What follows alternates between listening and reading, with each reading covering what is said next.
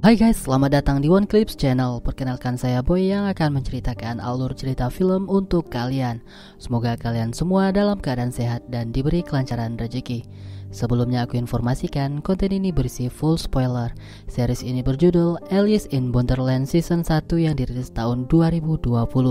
Buat kalian yang baru mengikuti series ini, Mimin sarankan tonton episode 1-4 dulu ya. Link ada di deskripsi. Episode kali ini kelanjutan dari series sebelumnya, yaitu episode 5-8. Di episode 5 kali ini terlihat Arisu dan Usagi masih bingung mencari keberadaan pantai yang dimaksud. Saat malam harinya, Arisu mengatakan jika visanya sisa 3 hari lagi, maka dia harus memanfaatkan waktu sebaik mungkin untuk mencari pantai yang dimaksud. Lalu dia meminta Usagi mengajarkannya cara bertahan hidup di alam bebas, dan mereka pun tidur bersama. Keesokan harinya di hutan, Usagi mengajarkan cara berburu untuk mencari makanan di hutan.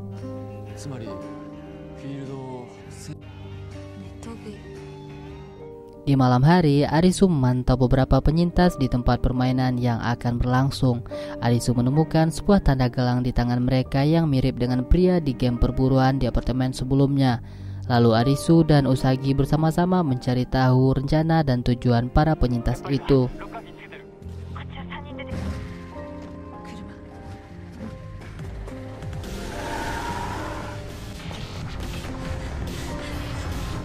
Setelah memata-matai dan menemukan lokasi pantai yang dimaksud, ternyata tempat itu seperti villa yang satu-satunya mempunyai sumber energi listrik. Saat sedang asik berbicara, mereka ketahuan oleh anggota yang berjaga di lokasi pantai dan dibawa ke dalam sebuah ruangan. Arisu bertanya mengenai game apa yang sebenarnya dimainkan mereka. Lalu muncullah seorang pemimpin dari mereka yang bernama Heather, mengatakan jika mereka berada di pantai Utopia dan memperlihatkan maksud game tersebut. Di dinding itu terlihat begitu banyak susunan kartu yang sudah diberi tanda. Kartu yang dicoret berarti sudah ditemukan, dan belum diberi tanda adalah kartu yang harus mereka cari di dalam game. Usagi bertanya jika semua kartu sudah terkumpul, apakah semua orang bisa kembali ke dunia asli? Heather menjawab tidak, hanya satu orang yang terpilih akan dikirim ke dunia asli. Oleh sebab itu, dia membentuk tim agar semua orang mengumpulkan semua kartu untuk mengirim orang terpilih keluar dari negara ini. Usagi menanyakan sekali lagi apakah mereka semua ada kemungkinan bisa kembali ke dunia nyata. Pria itu belum bisa memastikan 100%, namun dia cukup yakin dengan setiap penjelasannya karena dia mempunyai orang yang berpengaruh yang mengatur game ini. Arisu bertanya mengapa disebut negara. Heather mengatakan nama visa yang mereka gunakan itu menandakan jika mereka sedang ada di negara tertentu. Secara hipotesis, kota Tokyo tidak mungkin menghilang begitu saja, melainkan merekalah yang masuk ke dimensi negara lain. Dia berasumsi jika kesempatan kembali ke dunia asli pastilah ada. Organisasi ini mengumpulkan seluruh bahan bakar untuk menghasilkan listrik dan air hujan sebagai persediaan air. Mereka juga mengamankan semua senjata api di seluruh tempat dan hanya diberikan kepada orang-orang yang mereka pilih. Di pantai Utopia ini memiliki 3 aturan. Aturan pertama, mereka harus menggunakan baju pantai di lokasi ini, bertujuan untuk menghindari penyembunyian senjata api, karena baju tersebut tidak bisa menyembunyikan apapun. Selain itu, mereka juga bebas melakukan apapun yang mereka mau. Namun setiap kamar di sini tidak bisa dikunci agar tidak ada sesuatu hal yang disembunyikan. Aturan kedua, semua kartu yang dimiliki adalah milik pantai dan mengambil semua kartu yang mereka miliki. Dia menjelaskan peserta yang berhasil mengumpulkan kartu yang paling banyak akan dipromosikan ke peringkat lebih tinggi setelah orang pertama dikeluarkan dari negara ini. Aturan ketiga, jika mereka tidak mematuhi perintah mereka, maka akan dianggap sebagai pengkhianat dan tentunya akan tamat.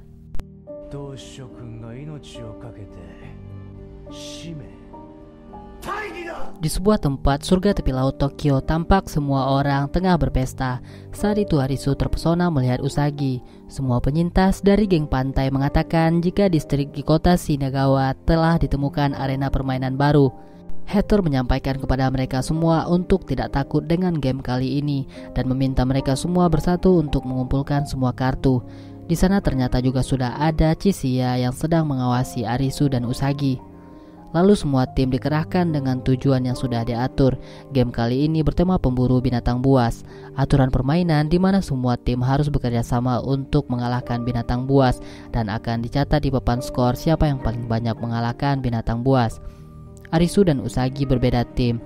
Dalam game ini Usagi terlihat bermain game korek api yang dimana dia hanya memiliki 9 batang korek api dan diminta untuk mencari jawaban semua angka yang ditemukan di 24 ruangan dan dianggap selesai jika menemukan jawabannya.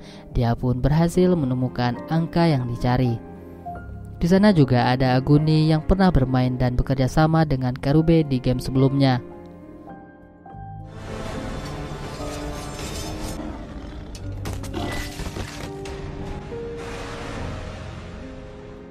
Berlari ke Arisu yang diminta untuk bermain game untuk membuktikan kelayakan bergabung bersama organisasi pantai. Lalu dia bertemu dengan Kuina dan seorang pria di game perburuan sebelumnya. Lalu terdapat 7 peserta di game kali ini, tingkat kesulitan 4 wajik. Kartu itu merupakan kartu terakhir yang dibutuhkan mereka. Judul permainan kali ini adalah bola lampu, yang dimana mereka diminta untuk menebak saklar yang aktif untuk menyalakan bola lampu tersebut. Aturan dalam game ini adalah hanya satu saklar yang aktif. Aturan kedua, mereka diberi satu kesempatan untuk membalik saklar jika pintu terbuka. Namun jika pintu tertutup, mereka bebas membalikkan semua saklar. Dan aturan ketiga, jika ada orang di dalam ruangan atau saklar sudah dinyalakan, pintunya akan terkunci dan tak bisa digerakkan.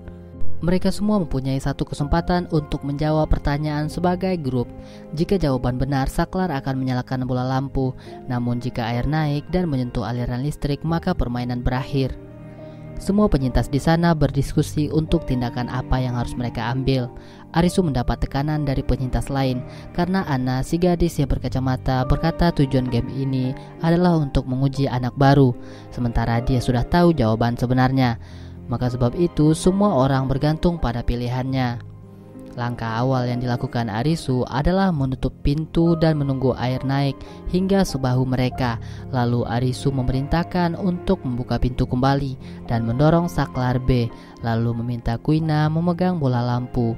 Dan benar saja, bola lampu itu panas yang menandakan pilihan yang benar ada di saklar A. Seketika air berhenti dan 6 penyintas selamat. Kesimpulan game kali ini, listrik menghasilkan panas. Jika bola lampu menyala akan terasa panas. Jika tidak, maka sebaliknya. Sedangkan kesempatan untuk mengeceknya hanya sekali. Dengan begitu, persentase keberhasilan dari 66% bisa mencapai 100% atas analisa tersebut. Kemudian scene beralih di malam harinya. Semua penyintas berpesta atas pencapaian mereka. Arisu dan Usagi sama-sama mencari di malam itu, dan terlihat keduanya sama-sama khawatir. Saat mereka berdiskusi berdua, Kuina berkata mereka berdua pasangan serasi dan tak pernah tahu kapan mereka akan mati, tanpa Usagi menjadi malu. Kemudian datanglah para militan yang dipimpin oleh Aguni, pria yang pernah bekerja sama dengan Karube sebelumnya. Kuina memberitahu jika pemimpin nomor 1 dipimpin oleh Hatter dan para militan yang memegang kendali senjata dipimpin oleh Aguni yang berlatar belakang militer. Kedua kubu ini bisa saja pecah jika kondisi tidak kondusif. Aguni bertanya kepada Arisu apa yang terjadi pada teman-temannya dan dia meledek jika teman-temannya pasti sudah mati dan ditinggalkanlah orang-orang yang tak berguna. Lalu dia meminta bawahannya untuk membawa Usagi dan Arisu berusaha untuk mencegah mereka. Di tempat yang sama, Hatter datang menghampiri konflik itu dan meminta Aguni untuk melepaskan mereka. Hatter meminta anggota eksekutif untuk berkumpul di ruangannya termasuk Arisu karena dia mempunyai potensi yang bagus. Di dalam rapat itu sudah banyak kartu yang mereka miliki. Mereka tinggal kartu hati 10 yang belum pernah muncul. Mereka berencana untuk mencari di luar Tokyo, kemungkinan di sana ada arena permainan baru dan visa Hatter akan segera berakhir. Itu artinya dia harus ikut bermain. Terlihat tatapan mata Aguni seperti merencanakan sesuatu. Arisu dan Hatter bersantai di sebuah ruangan. Mereka berbincang mengenai latar belakang Hatter yang dulunya dia mengelola klub host di Kabukicho. Dia mengatakan jika dia ingin semua orang di bawah kekuasaannya harus mengorbankan hidupnya untuk dirinya agar bisa kembali ke dunia asli. Episode 6 dibuka saat awal mula Hatter bertekad ingin membangun pantai kedua di dunia virtual ini bersama Aguni. beralih ke Arisu yang saat itu dibangunkan oleh Usagi dan berkata jika Heather sepertinya tertarik berteman dengannya, sedangkan dia juga harus berhati-hati terhadap para militan yang mungkin mempunyai niat jahat kepadanya. Di tempat yang berbeda, Arisu dan Usagi terus mencari informasi mengenai negara ini dan bagaimana untuk keluar dari sini. Sedikit informasi yang dia dapat jika di sini arena permainan hanya ada di Tokyo. Setiap orang yang mencoba keluar dari kota itu akan ditembak. Informasi tersebut didapat dari penyintas-penyintas yang ada di sana.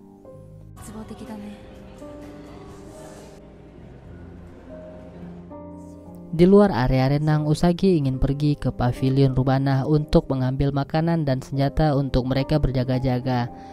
Di sana juga ada dua orang wanita yang sedang berbicara. Saat Arisu hendak bertanya, keduanya pergi seakan menutupi sesuatu. Di tempat yang sama terdengar suara tembakan yang membuat Arisu penasaran dengan apa yang sebenarnya terjadi. Saat Arisu membuka box yang tertutup terpal, di dalamnya terdapat banyak sekali jasad manusia yang sudah membusuk. Lalu muncul Chisiya, dia berkata itu adalah aturan ketiga pantai yang mana pengkhianat akan dieksekusi. Di rooftop, Chisiya bertanya dengan informasi yang sudah dimiliki oleh Arisu apa rencana selanjutnya. Dia berkata jika dia bertahan hidup sejauh ini untuk membawa sahabatnya kembali ke dunia nyata, namun dia gagal. Saat ini dia memprioritaskan Usagi untuk keluar dari sini. Chisiya bilang jika impiannya itu bagus namun sulit karena hal itu dia harus menjadi orang nomor satu. Namun mereka yakin dengan potensi Arisu.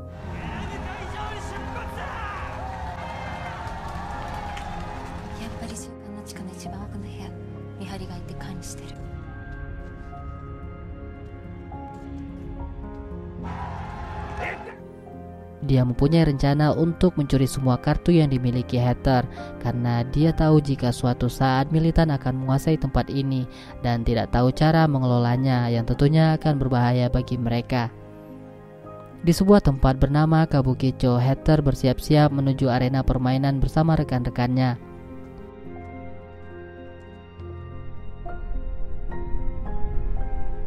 Lalu Tata berlari menemui Anna yang saat itu tengah mencari chip GPS di kepala seorang perempuan yang memberitahukan jika ada hal yang tidak beres. Di sisi lain, Arisu dan Usagi dihadang oleh anggota militan yang saat itu ingin bertemu dengan Chisiya. Chisiya menjelaskan jika terjadi hal serius, ternyata itu adalah kematian dari Heather yang tewas secara misterius. Anna memeriksa jasad itu dan terlihat ada bekas tembakan pistol. Tata menjelaskan jika Heather tewas dalam permainan dan di game itu seperti ada suara tembakan. Informasi tersebut didapat dari orang-orang yang ada di sana.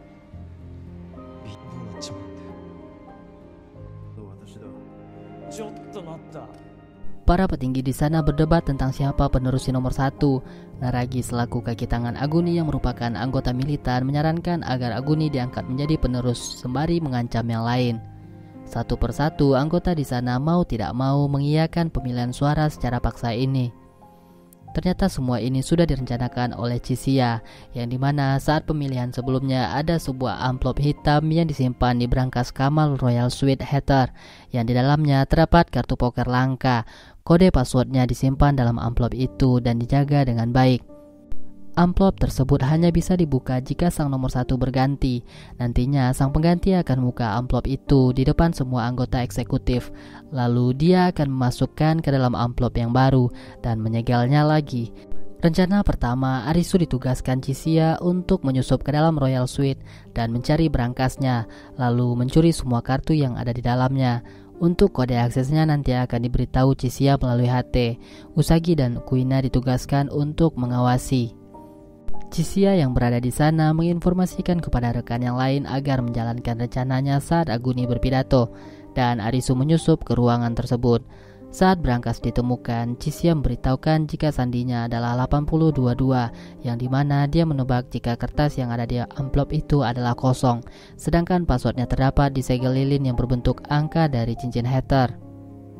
Saat angka dimasukkan ternyata tidak bisa, dan Arisu tertangkap oleh Aguni beserta anak buahnya, dan Usagi juga ditangkap sedangkan Chisiya berada di sana menjebak mereka berdua.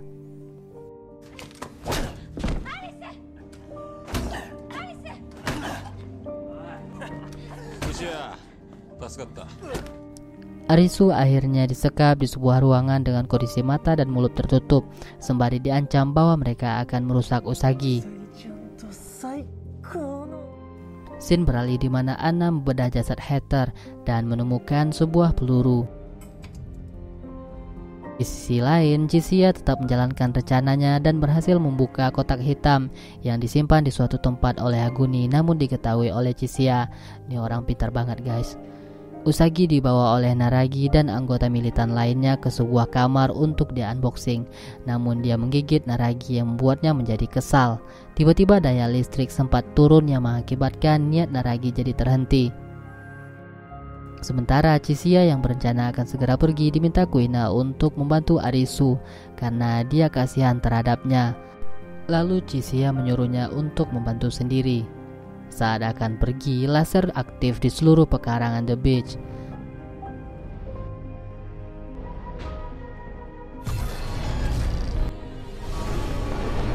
Hal itu menandakan arena permainan pindah ke area pantai, yang dimana kartu yang muncul adalah 10 hati. Kartu tersebut yang mereka cari selama ini. Wah, makin seru ini guys. Semua pemain diminta untuk berkumpul di lobi. Usagi yang berhasil lolos segera mendaftar.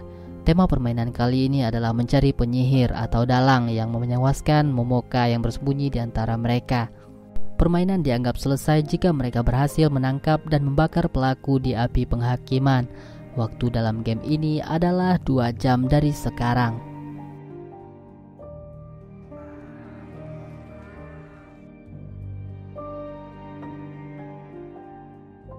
Episode 7 dibuka dengan situasi yang panik dengan misi yang baru. Di belakang gedung sudah tersedia api penghakiman. Mereka semua pun mulai mencari penyihir yang dimaksud. Salah seorang penyintas di sana menuduh Asahi selaku teman dekat Momoka. Menurut mereka, saat kejadian Asahi tidak ada di dekatnya, sedangkan biasanya mereka selalu berdua. Saat akan dibawa, Usagi menghalangi mereka dan meminta bukti jika memang Asahi pelakunya. Penyintas lain kemudian melihat darah di kain yang dipegang oleh Anna. Mereka kembali menyalahkan Anna, lalu Anna menjelaskan jika darah itu adalah darah Heather saat dia memeriksa jasadnya. Kemudian Anna menjelaskan jika ada peluru yang bersarang di tubuh Heather.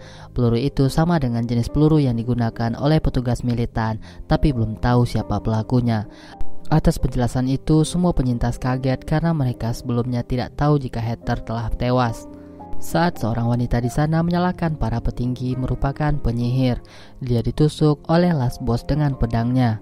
Kemudian Aguni muncul dan berkata jika penyihir bukan dari anggota militan melainkan di luar organisasi mereka, dan jika tidak ada yang mengaku maka dia mengancam akan melempar semua orang yang ada di sana.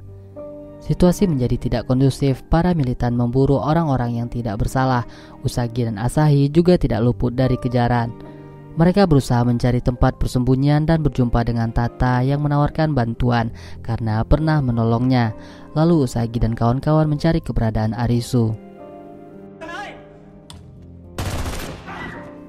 Para militan benar-benar keji melakukan penghakiman sesuka hati dan membakar semua jasad yang mereka eksekusi.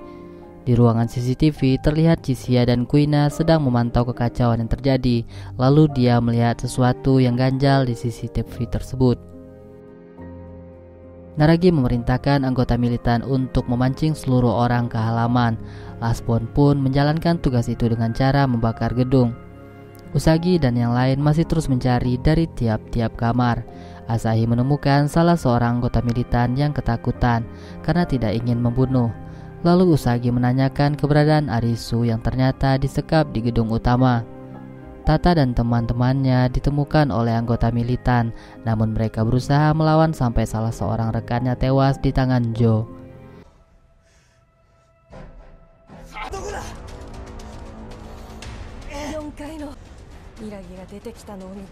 Beralih ke Kuina yang menemukan Anna di sebuah ruangan mencari sesuatu yang bertujuan untuk mencari pelaku sesungguhnya. Dia berhasil menemukan sebuah lem super yang dimana nantinya itu akan dipanaskan dan didekatkan ke senjata pelaku, maka akan mengeluarkan uap cyanuric yang bercampur dengan kelembapan dan memunculkan sidik jari yang nantinya itu akan menjadi barang bukti kuat pelaku utama. Anna ternyata dulunya adalah anggota forensik di kepolisian metropolitan Tokyo, namun dihadang oleh Last Boss. Kuina yang berada di sana pun meminta Ana pergi dan dia akan menghadapi last boss. Siapa kira-kira Kuina ini, guys? Beralih ke Neragi yang terus menembak orang-orang namun terhenti ketika melihat seorang lelaki. Dia teringat akan dirinya dulu yang selalu menjadi bahan bulian oleh teman-temannya. Kemudian dia dihampiri oleh Chisia yang meremehkannya karena berani hanya dengan orang-orang lemah. Neragi pun mengajak Chisia berduel. Chisia mengatakan jika pelaku pembunuhan mereka lah pelakunya.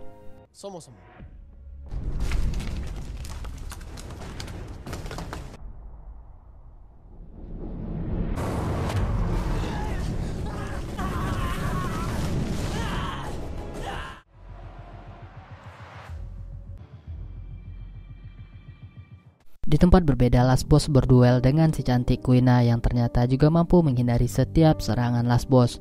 Kuina dulunya pernah belajar bela diri karate sabuk hitam. Karena dia tidak pernah berani mendaratkan pukulan, semenjak itu dia memutuskan menjadi transgender. Gila kecewa penonton. Sang ayah pada saat itu begitu marah karena kelakuannya dan mengusirnya dari rumah.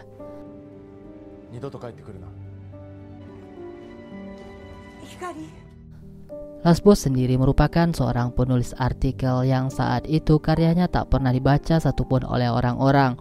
Tentunya membuat dia menjadi frustasi dan memutuskan menjadi seorang penjahat dengan tato di seluruh tubuhnya. Lalu pertarungan pun dimulai.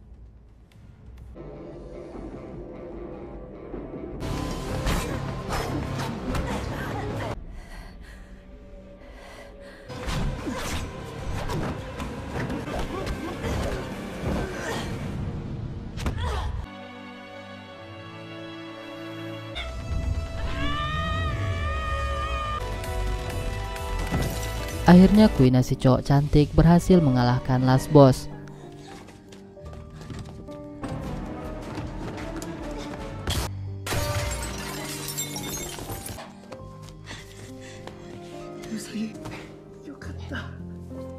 Beralih ke Arisu yang diminta diberitahu aturan permainan ini. Setelah itu dia menganalisa kemungkinan siapa dalang di balik ini semua. Dia berkata permainan ini sangat kejam karena dia dulu pernah bermain di permainan hati yang notabene sangat kejam mempermainkan perasaan seseorang. Apalagi ini level 10 menurutnya. Sedangkan Aguni dulunya merupakan teman dekat dari Hater. Ana terus berusaha mencari bukti tersebut. Saat itu dia terlihat mengetahui sesuatu, namun dia dipukul oleh anggota militan. Di akhir episode ini, Arisu berhasil menganalisa siapa penyihir tersebut. Episode 8 dibuka dengan memperlihatkan rekaman video dari Momoka dan Asahi pada saat kejadian hilangnya seluruh warga. Lalu scene beralih di saat semua penyintas ditodong senjata oleh para militan. Mereka semua ketakutan karena sudah terkepung. Salah seorang anggota militan begitu gugup dan takut melanjutkan ini semua dikarenakan Jun tidak mematuhi perintah Aguni. Saat akan ditembak, muncul Arisu menahan eksekusi itu.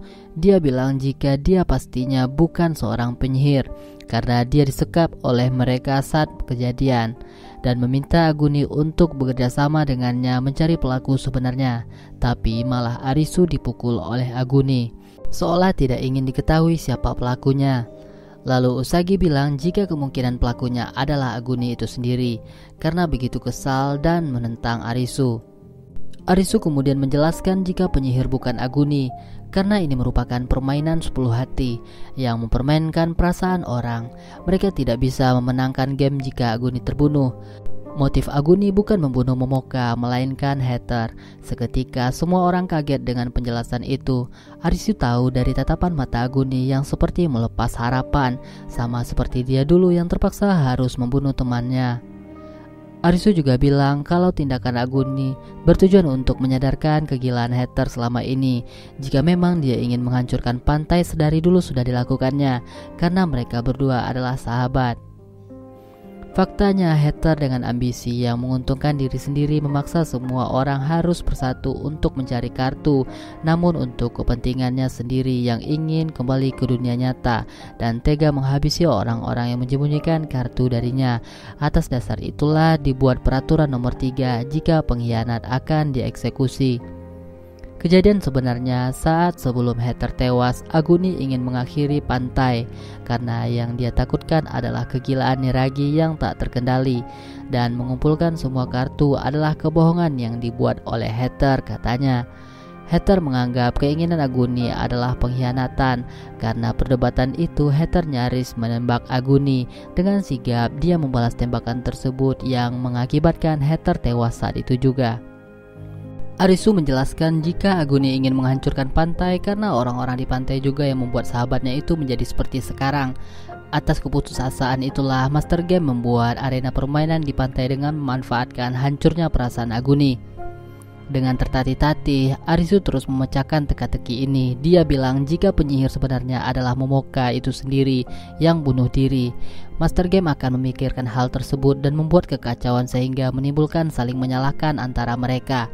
Aguni tetap bersikeras jika dia pelakunya dengan harapan hal itu bisa membuat semua orang terbunuh bersamanya.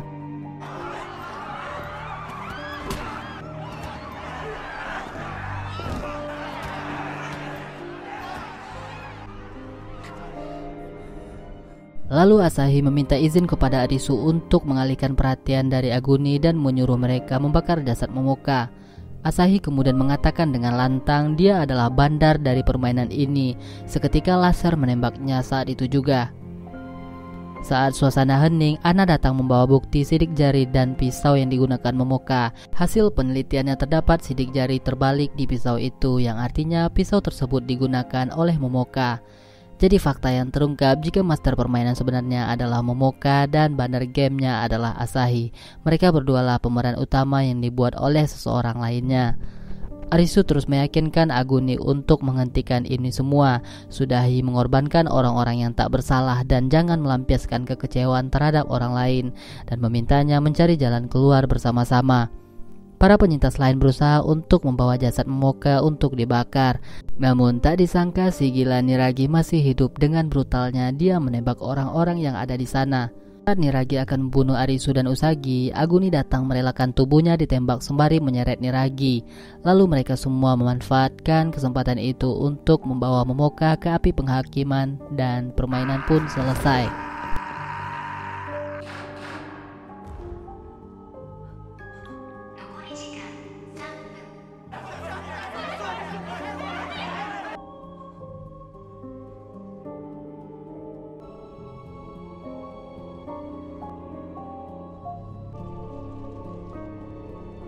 Usagi yang kesal terhadap anggota militan yang tersisa berniat melampiaskan amarahnya, namun Arisu menahannya karena tidak ingin ada lagi kematian. Di dalam gedung yang terbakar, Chisia mengambil kartu 10 hati. Dia berkata jika semua kartu sudah dikumpulkan dengan adanya kartu ini, tapi kartu wajah juga perlu dicari. Beralih, Arisu dan Usagi melihat video rekaman dari handphone Asahi. Terlihat di video itu dijelaskan jika mereka berdua pada saat kota menjadi sunyi, mereka didatangi oleh seseorang dan mengajak mereka untuk bekerja sama membangun permainan. Mereka menuju jalur kereta bawah tanah. Asahi bilang mereka juga di bawah ancaman. Jika mereka membocorkan rahasia ini, maka mereka akan dibunuh. Di video itu, mereka terus ke tempat ruang bawah tanah, markas dari para bandar yang memantau permainan itu.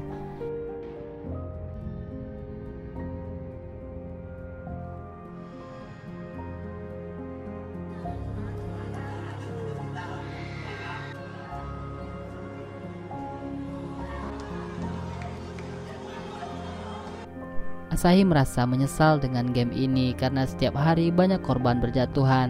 Mereka sudah tidak tahan lagi ingin mengakhiri ini semua. Arisu dan Usagi pergi ke stasiun kereta api yang sama dengan video dibuat oleh Asahi dan Momoka. Mereka menelusuri jalan tersebut. Saat sampai di lokasi, semua para bandar dan master permainan sudah tewas ditembak. Di sana lagi-lagi juga ada Chisia dan Kuina yang mengetahui tempat tersebut dari peta aneh yang dijumpainya di apartemen sebelumnya. Peta tersebut berhasil ia pecahkan setelah waktu ke waktu ia cari tahu. Chisia berkata jika bandar yang tewas ini adalah manusia sama seperti mereka, yang berarti masih ada lagi master game sebenarnya di atas mereka. Makin rumit misteri gamesnya guys. Lampu dan monitor komputer tiba-tiba hidup dan menampilkan wajah salah satu anggota eksekutif, yaitu Mira yang mengisi suara pembicara dalam games ini. Dia menyampaikan jika game belum selesai, dia akan membuat permainan baru yang nantinya akan dihadiahkan kartu wajah. Arisu sedikit tertantang karena target mereka sudah diketahui orangnya.